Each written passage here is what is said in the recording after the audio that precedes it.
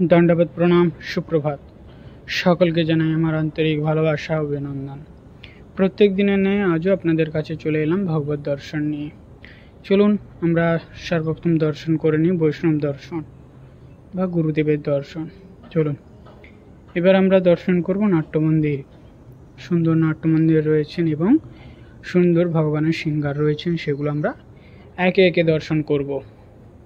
চলুন এবার আমরা ভগবত দর্শন করে নিই। সর্বপ্রথম রয়েছেন আমাদের জগন্নাথ দেব, জগন্নাথ, বলরাম এবং বোন সুভদ্রা, সঙ্গে রয়েছেন সুদর্শন। সুন্দর সিংহার রয়েছেন এবং জগন্নাথ সম্পর্কে তো আমরা কম বেশি সকলেই জানি। চলুন এবার আমরা দর্শন করি রাধা গিরিধারীর।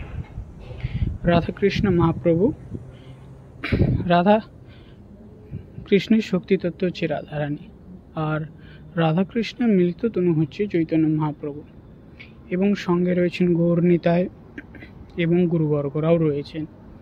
চলুন আমরা নৃসিংহদেবের দর্শন করি। নৃসিংহদেব রয়েছেন, সঙ্গে ভক্ত প্রহ্লাদ, আর রয়েছেন আমাদের তুলসী মহারানী, কৃষ্ণপ্রিয় শ্রী তুলসী। তাই সকলে আমরা বলি হরে কৃষ্ণ, রাধে রাধে। যদি ভিডিওটা ভালো লাগে শেয়ার, কমেন্ট এবং ফলো করে দেবেন। হরে কৃষ্ণ।